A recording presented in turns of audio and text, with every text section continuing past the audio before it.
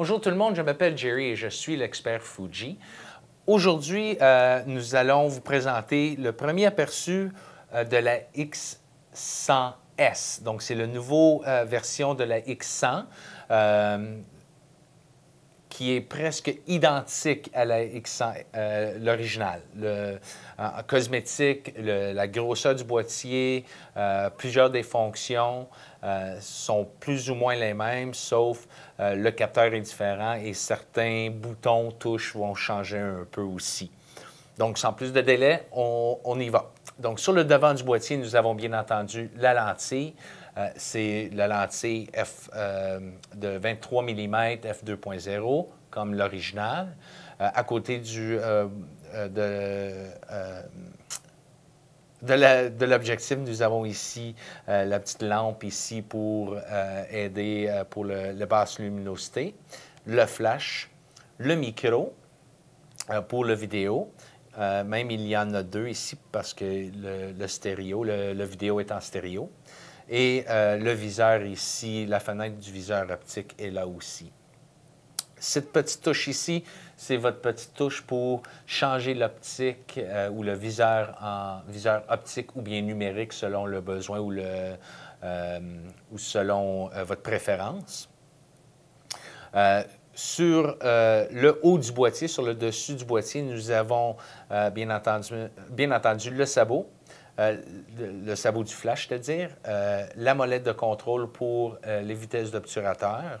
Tantôt, j'ai oublié de mentionner ici, autour de l'objectif, nous avons le contrôle pour l'ouverture. Donc, ici en haut, nous avons aussi le déclencheur avec la petite prise pour le déclencheur à câble manuel.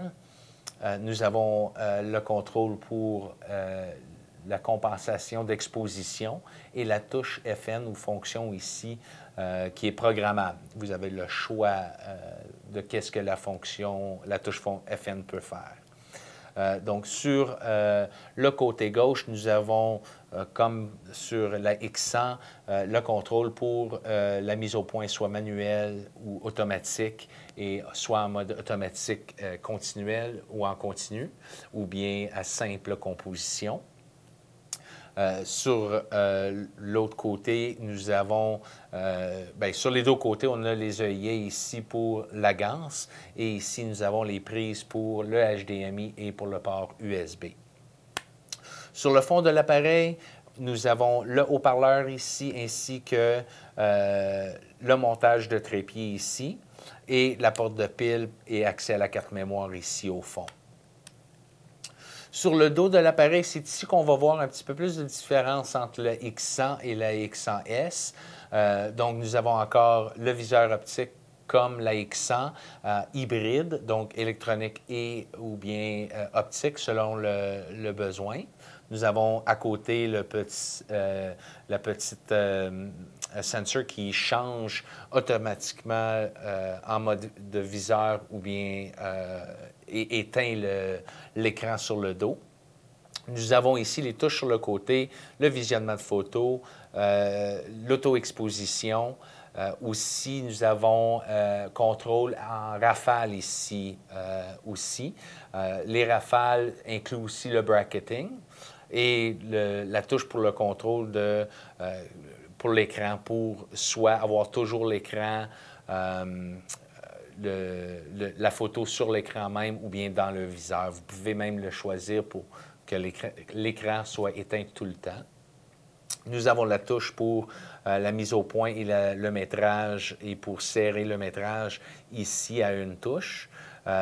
Sur la molette de contrôle, maintenant, nous avons les accès au point d'autofocus. Donc, c'est un petit peu plus ergonomique. C'est plus près au pouce pour changer tout de suite les points de mise au point sur l'écran même.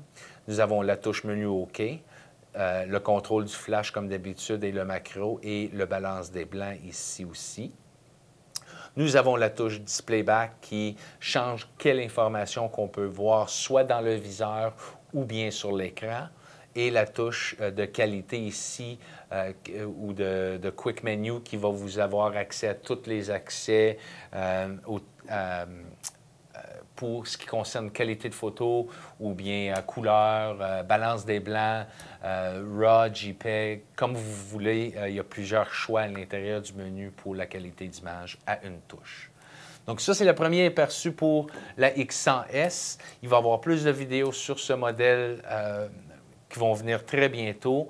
Donc, on vous encourage, bien entendu, de vous abonner et de nous suivre pour plus d'amples informations, que ce soit sur la série X ou bien sur les appareils Fujifilm Find Pix. Merci beaucoup.